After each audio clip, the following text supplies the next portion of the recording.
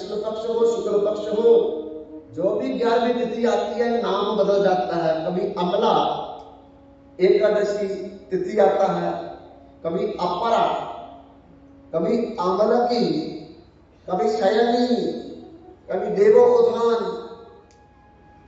इस प्रकार से एकादशी तिथि सत्य युग में प्रकट हुई सिंह नाम की गुफा बद्रीनाथ में, और भगवान ने उससे वरदान दिया कि इस तिथि को मान करके जो भी भगवान को प्रसन्न करने के लिए आपके नाम का उच्चारण करेगा, मैं उसके 100 जन्म के किए हुए सारे पाप, अपराध, दुराचार, व्यभिचार, अनाचार, भ्रष्टाचार माफ कर दूंगा। 100 जन्म के। केवल उस तिथि को नाम ही बोलना है अपने मुख से कि आज अमला एकादशी तिथि है, आज देवोत्थान एकादशी है।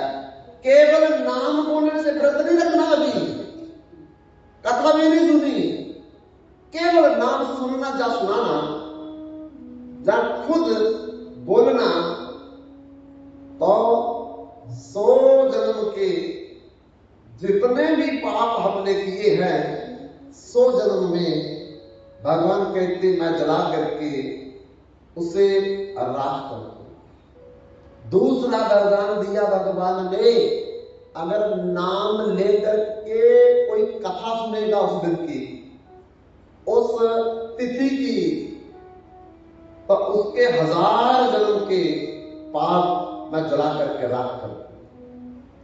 नाम सुनने के कारण 100 जन्म के, और उस दिन अगर कथा सुनेंगे तो 1000 जन्म के पाप जल करके भस्म। और अगर भगवान कहते उस दिन कोई व्रत करेगा तो फिर उसके करोड़ों जन्मों के पाप जो है, अनंत जन्मों के जो पाप है, जला करके मैं राख कर दूं। बंधु, ये वरदान भगवान ने एकादशी को दिया है। कथा सुनेगा तिथि की तो 1000 जन्म के पाप जला करके भगवान नाश करेंगे। अगर नाम भी सुने, कथा भी सुने और व्रत भी सुने करेगा कोई, तो भगवान कहते उसका नौकर बन करके मैं उसके पीछे पीछे चलूंगा। ऐसा भगवान ने 4 वरदान दिए हैं कि उस तिथि का नाम सुनेगा तो 100 जन्म के पाप माफ, कथा सुनेगा 1000 जन्म के पाप माफ, और उस दिन व्रत करेगा तो अनंत जन्मों के पाप नष्ट।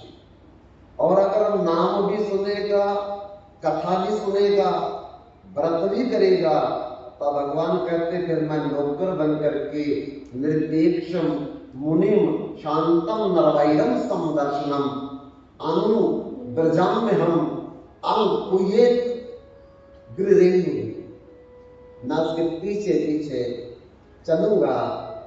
इस प्रकार जब उस तिथि को भगवान ने अनेकों वरदान दिए, तो वो तिथि अब सत युग में प्रकाशित होने लगी। और जिस दिन एकादशी तिथि आती थी तो जितने भी प्रकार के पाप थे, अपराध थे, अनाचार थे, बेविचार थे, भ्रष्टाचार थे, वे बंधुओं एक कांपने लगे, इनके शरीर में कष्ट होने लगा। उस एकादशी के तिथि के प्रकाश से तो एक भाग करके भगवान के पास गए और त्राहिमाम त्राहिमाम त्राहिमाम करते हुए भगवान से बोलने लगे कि प्रभु, अच्छे कर्मों के साथ साथ आपने हमें भी पैदा किया, फिर हमारे साथ पक्षपात क्यों कर रहे हो, हमारे साथ द्वेष क्यों है? अच्छे कर्मों को तो आप संभाल करके उनकी मदद करते हो और बुरे कर्मों का आप लोग अभिशाप देते हो। क्या हुआ? भगवान ने कहा आप की प्रकट हुई तिथि, जिस दिन वो तिथि आती है हमारे शरीर जलने लगते हैं और जलते हुए शरीर में अगर हम कोई दवाई लगाते हैं तो जले हुए के ऊपर नमक छिड़कने वाला काम होता है, मिर्च लगाने वाला काम होता है और जलन होती है। कृपा हमें कोई इलाज बताइए कि हम क्या करें। तो भगवान ने कहा देखो, जिस दिन एकादशी तिथि आ जाए उस दिन तुम क्या करना, जितने प्रकार के अन्न है उन अन्न में जाकर के आप विश्राम करना, छिप जाना और उस अन्न में छिपने के कारण एकादशी का आपके ऊपर कोई प्रभाव नहीं पड़ेगा। अब भगवान के कहने के बाद जितने भी बंधुओं, स्त्री हत्या का पाप है, भ्रूण हत्या का पाप है, बाल हत्या का पाप है, गो हत्या का पाप है, ऋषि हत्या का पाप है, स्वर्ण की चोरी करने का पाप है, निंदा करने का पाप है, गुरु हत्या करने का पाप है, भाई की हत्या करने का पाप है, ये जितने भी प्रकार के पाप है एकादशी के दिन अन्न में छिप जाते हैं। और अगर उस दिन कोई व्यक्ति भूल से भी अन्न को ग्रहण करता है, अन्न को खाता है, और जितने भी अन्न में उस तिथि को छिपे हुए पाप हैं वो अन्न के साथ साथ वो भी हमारे उदर में प्रविष्ट कर जाते हैं, चले जाते हैं और फिर अंदर जाकर के अलग अलग तरह की अनंत बीमारियों को वो जन्म देते हैं, अनंत बीमारियां पैदा करते हैं। इसलिए वेद कहता है यानी कानी च पापानि ब्रह्म हत्या आदि कानी च अन्नम आश्रित तिष्ठन्ति संप्राप्ते हरि वासरे तिथि।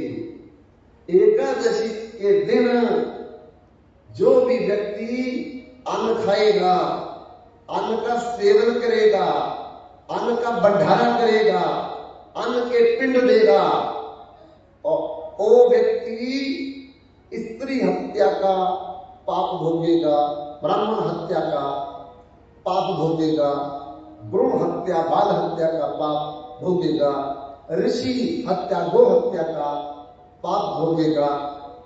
इसलिए बंधुओं, एकादशी तिथि को कभी भी अन्न मत खाओ। तो क्या खाएगी? बहुत कुछ खाने के लिए है, जरा बता दो कि उस दिन फिर क्या खाए। अगर अन्न ना खाए तो बंधुओं जितने प्रकार के फल हैं सारे ही फल खा सकते हैं, कोई फल नहीं छोड़ना। और क्या खाएं? जितने प्रकार के बादाम, काजू, किशमिश, जितने प्रकार के ड्राई फ्रूट है सारे के सारे हम खा सकते हैं व्रत वाले दिन। और क्या खाएं? दूध, दही, मक्खन, घी, मलाई, रबड़ी, खुरचन, दूध वाली जितनी चीजें हम खा सकते हैं, कोई व्रत नहीं टूटेगा, कोई पाप नहीं लगेगा।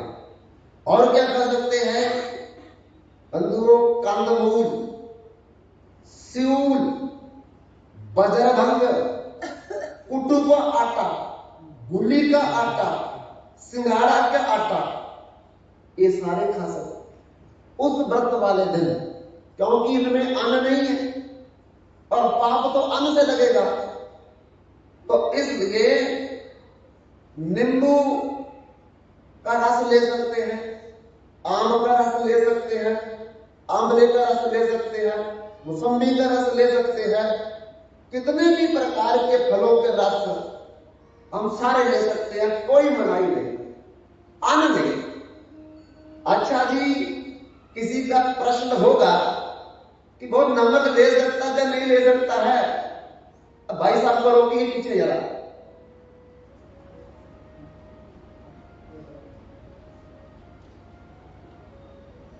आप आगे बैठिए थोड़ा, यहां बैठने से कुछ नहीं होगा, वो तो आ जाएंगे आगे, आगे जाकर के थोड़ा बैठिए, रास्ते पे वही रोको।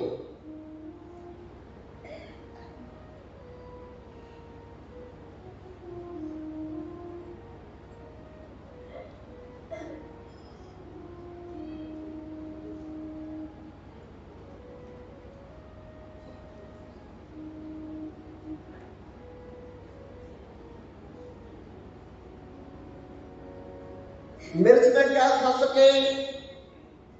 बंधुओं सुन लो, हरी मिर्च नहीं खानी एकादशी के व्रत के दिन, लाल मिर्च भी नहीं खानी, शिमला मिर्च भी नहीं खानी, काली मिर्च खानी, कोई व्रत नहीं टूटेगा। नमक में क्या खाएं? पाकिस्तानी नमक नहीं, टाटा नमक नहीं, सेंधा नमक खा सकते हैं, नहीं व्रत टूटेगा आपका। खट्टे में क्या खा सकते हैं? नींबू का खट्टा खा लो, आंवले का खट्टा खा लो, आमचूर का खट्टा खा लो, पर इमली का खट्टा नहीं खाना, एकादशी के दिन व्रत टूट जाएगा। और क्या खा सकते हैं? तेल के अंदर मूंगफली का तेल खा सकते हैं, नारियल का तेल खा सकते हैं, देसी घी खा सकते हैं, डालडा घी, और कोई भी रिफाइंड नहीं खा सकते।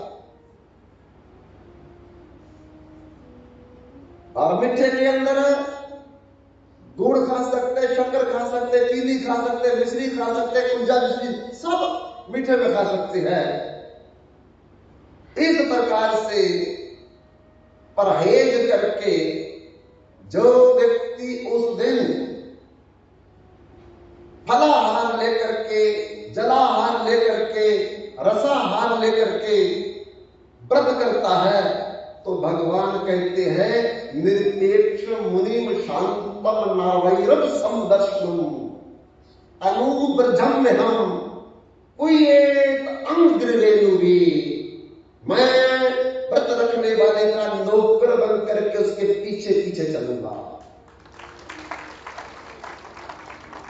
मोर भगत जहां पाग धरा तरा दरू में हाथ, आगे आगे भगत चले पर कबू न छोड़ू साथ। उस भक्त का मैं कभी भी साथ नहीं छोड़ता। जो मेरा भक्त एकादशी तिथि को केवल अन्न का त्याग करके व्रत करता है। बंधुओं, प्राचीन काल में एक राजा था जिसका नाम था कोटिरथ, और उसकी एक रानी थी जिसका नाम था सुप्रज्ञा। एक दिन रात को वह अपने महल में बनाए हुए मंदिर के सामने रात को नाच रहे थे दोनों, और कीर्तन कर रहे थे। अचानक दैववश उनका गुरु उसी समय उनके महल से गुजर रहा था, और उसने देखा राजा रानी अरे नाच रहे रात के 2:30 बजे, आज कौन सा महोत्सव है जिस कारण राजा और रानी नाच रहे हैं। तो खिड़की से देखता रहा, अंदर नहीं गया। अंदर क्यों नहीं गया? देखो कितनी बड़ी समझ की बात है कि अगर वो गुरुजी अंदर चले जाते तो राजा भी कीर्तन बंद कर देता, नाचना भी बंद कर देता, रानी भी कीर्तन बंद कर देती, नाचना भी बंद कर देती, लेकिन वो बहुत बड़ा अपराध हो जाता गुरु जी से कि भगवान का कीर्तन में जो बाधा डाले, भगवान के नृत्य में जो बाधा डाले, वो भगवान का तो दोषी है ही है, लेकिन नाम भगवान का भी दोषी हो जाता है। इसीलिए मैं बार बार आपसे कारवद प्रार्थना करता हूं कि जब भी कथा चल रही हो आगे मत आइए। भगवान का भी अपराध और कथा का भी अपराध, इसलिए हम जहां आते हैं पुण्य कमाने के लिए, कुछ कमाई करने के लिए, और हम लोग अपना नुकसान करने के लिए नहीं आते। आप लोग कितनी कितनी दूर से रुपये खर्च करके गाड़ियों में धूप में आए हैं, तो किस लिए आए हैं? कथा के लिए आए हैं, कीर्तन के लिए आए हैं, सत्संग के लिए आए हैं। और जब सत्संग ही ना आपको मिलेगा, कथा ही नहीं आपको मिलेगी, कीर्तन ही नहीं आपको मिलेगा, तो फिर क्या फायदा हुआ आपको आने का? और मैं भी जहां बैठ कर को आपको चुटकुले सुनाता रहूं, मैं भी जहां बैठ करके दुनिया भर की बातों आपको सुनाता रहूं, तो बताओ मेरे को भी कौन माफ करेगा? मेरे को भी नरक में जाना पड़ेगा, क्योंकि जिस कार्य के लिए आपने मुझे जहां बिठाया है, व्यासपीठ पर मेरा कर्तव्य है, मेरा फर्ज है, मेरी ड्यूटी है, मेरी रिस्पॉन्सिबिलिटी है, मैं वही काम करूं आपके सामने। मैं हंसा डालता रहूं, मजाक करता रहूं, उधर के उधर चुटकुले बोलता रहूं, तो भगवान मुझे माफ नहीं करेंगे। इसलिए सत्संग में केवल सत्संग की बात होनी चाहिए, कीर्तन के समय केवल कीर्तन की बात होनी चाहिए। इसलिए व्यवस्था बनाने में हमारी सहायता करो प्लीज, बार बार।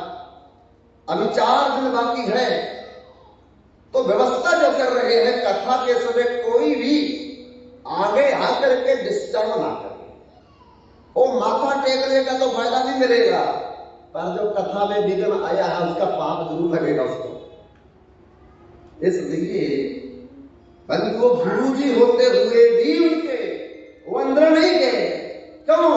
उनको पता जब मैं अंदर जाऊंगा तो मेरे इस समान मान में लग जाएंगे, कीर्तन भी बंद, नाचना भी बंद हो जाएगा, और भगवान से बड़ा कोई नहीं है, इसलिए अपराध मेरे को लग जाएगा।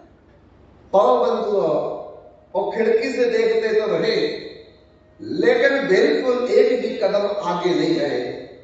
और उसी समय बंधुओं राजा भी नाचता रहा, रानी भी नाचती रही। जिस समय उनका नाच गान खत्म हुआ, गुरुजी अंदर गए। अब जब आरती विश्राम हो जाए, कथा विश्राम हो जाए, तो फिर सारे भगवान को मत्था टेको, कौन मना कर रहा है? पर केवल कथा के समय मत्था ही टेकना होता, बाद में नहीं टेक सकते हम, बाद में कुछ नहीं चढ़ा सकते। बाहर में काउंटर लगा है, अगर कुछ लाए हैं तो वहीं पर दे दो उनको, और भगवान को अर्पित हो गया। हम जब खरीदते हैं भगवान के लिए तो भगवान को उसी समय दे देते हैं कि हमने क्या खरीदा है, किस भाव से खरीदा है। क्यों? क्योंकि भूखा हूं मैं भाव का, भाव ही एक सार है। भाव से जो भजता है मुझको, बाब से बेड़ा पार है। भाव भिन्न कोई सर्वस्व दे डाले तो मैं लेता नहीं, भाव वाले भक्त का भरपूर मुझ पर भार है। बांध लेते हैं वो अपनी भाव भक्ति से मेरे को, इसीलिए इस पृथ्वी पर बारंबार होता मेरा अवतार है। बंधु, जिस समय हमने खरीदा वो भगवान ने वहीं से आपका भाव पकड़ लिया है। इसलिए जरूरी नहीं है कि हम यहीं पर आकर के रखें, बाद में रख सकते हैं, बाद में पैसा चढ़ा सकते हैं, नहीं तो बाहर काउंटर लगा हुआ है, उनको दे दो।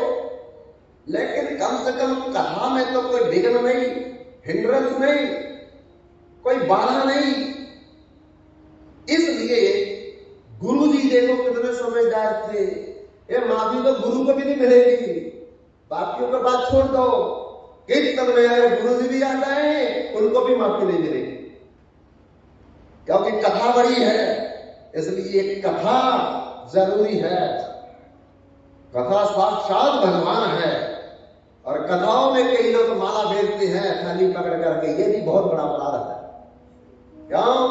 क्योंकि माला करने का फल कथा है, जो हम माला की है उसका फल कथा है। और कथा में आकर के हम माला कर रहे हैं, तो बंधु वो हमारा मन एक है, दो नहीं। और एक मन जहां तो कथा सुनेगा तो माला करेगा, तो फिर क्या करने आए हैं आप? कथा सुनने का माला करने? माला करनी तो घर में करो, बाद में करो, पहले करो, कथा में क्यों माला करेंगे? इसलिए इन चीजों का भी विचार करना चाहिए। जब कथा ओनली कथा, कुछ नहीं और होना चाहिए। इसलिए कथ्यते प्रकाश्यते जथा इति कथा, जो भगवान को प्रसन्न कर दे उसी का नाम कथा है। इसलिए गुरुदेव भी अंदर नहीं गए, उनके बाहर खड़े रहे। और जब उनका कीर्तन बंद हो गया तब गुरु जी अंदर गए, और अंदर जाकर के जैसे ही खड़े हुए, राजा ने भी देख लिया और रानी ने भी देख लिया। तुरंत अपने गुरुदेव को प्रणाम किया, और प्रणाम करने के बाद गुरु जी को पूछने लगे कि गुरुदेव, आधी रात को हमारे महल में आपका पदार्पण कैसे हुआ, आगमन कैसे हुआ? तो गुरु जी कहते, यही तो मैं आपको पूछ रहा हूं कि आधी रात को तुम नाच करके कीर्तन करके क्यों जाग रहे हो? तो राजा तो चुप रहा, लेकिन सुप्रज्ञा नाम की रानी कहती है, गुरुदेव मेरे कमरे में आओ, मैं बताती हूं हम क्यों जाग रहे हैं। तो गुरुदेव को रानी अपने कमरे में ले गई और फिर बिठाया, बिठा करके चरणों में बैठ करके विनम्र भाव से कहती, गुरुजी आज एकादशी है, और एकादशी के दिन मैं और मेरा राजा लंबे समय तक रात को कीर्तन करते हैं, नाचते हैं भगवान के आगे। गुरु जी ने कहा, ये एकादशी क्या होती है? तो वो कहती है, रानी पिछले जन्म में मेरे को भी नहीं पता था कि एकादशी क्या होती है, ये राजा को भी नहीं पता था एकादशी क्या होती है, पर मेरे को पिछले जन्म की याद है। गुरु जी कहते, अच्छा तुम कौन थे पिछले जन्म में? रानी ने कहा, मैं वैश्य पिछले जन्म में, और बड़े गिरमित कार्य करती थी, कोठे पर रहती थी, और उसी कोठे पर ये राजा व्यापारी का लड़का बिगड़ा हुआ मेरे पास आता। माँ बाप ने बड़ा समझाया इसको, लेकिन इसने माँ बाप को भी त्याग दिया, अपने रिश्तेदारों को भी त्याग दिया, अपने परिवार को भी त्याग दिया, और मेरे को नहीं त्यागा। तब हम दोनों ने विवाह कर लिया, और विवाह करके ये मेरी बड़ी वाली सेवा करता था।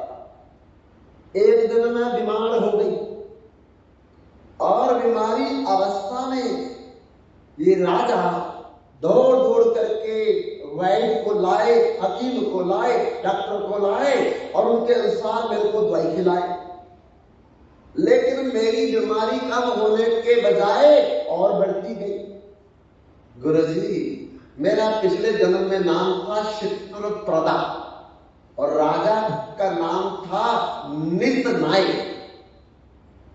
तो एक दिन ऐसा आया कि मैं इतनी बीमार हो गई, ना जल पी सकी, ना मैं दवाई खा सकी, ना कोई मैं खिचड़ी आदि खा सकी। मैंने जब खाया तो इस राजा ने भी कुछ नहीं खाया। तो एक दिन चला गया, कुछ नहीं खाया। रात भी चली गई, कुछ नहीं खाया। अगला दिन भी चला गया, कुछ नहीं खाया। अगली रात भी चली गई, कुछ नहीं खाया। मैंने ना मेरे इस पति ने, जो अभी राजा है, तो अगले सुबह होते मेरे प्राण निकल गए, मैं मर गई।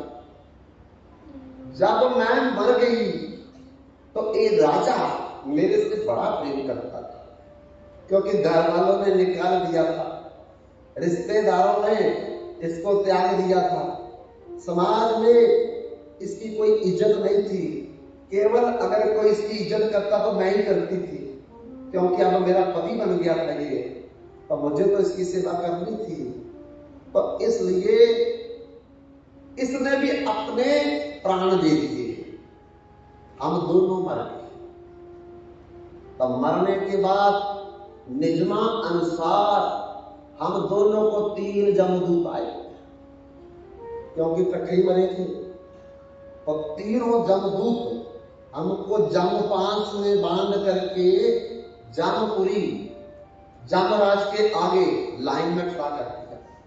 बड़ी बारी लाइन लगी थी, उस लाइन में हम दोनों भी खड़े थे।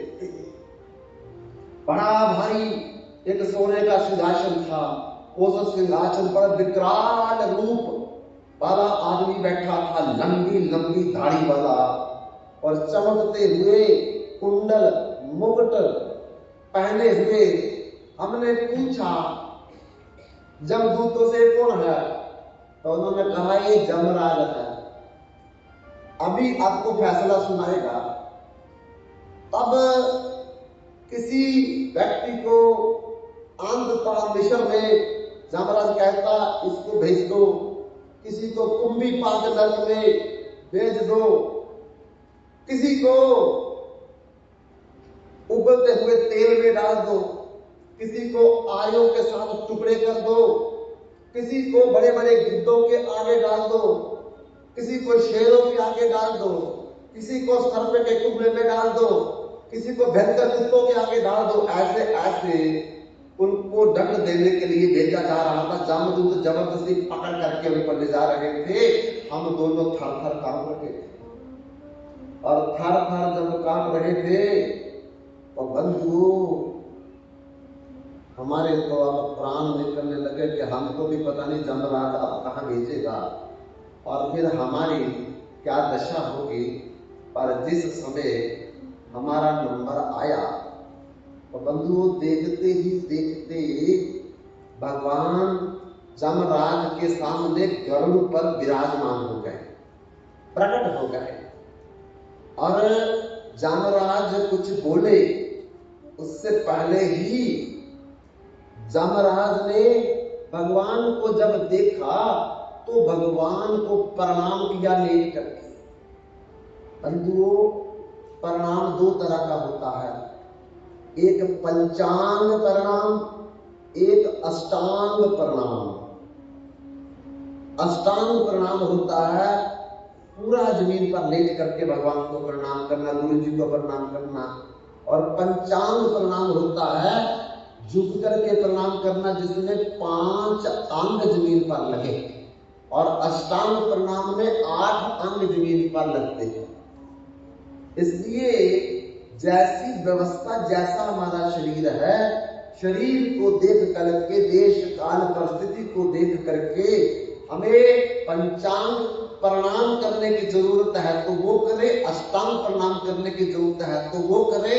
लेकिन अगर किसी को कमर में दर्द है, झुकना डॉक्टर ने बंद किया है, तो खड़ा खड़ा ही भगवान को प्रणाम कर ले।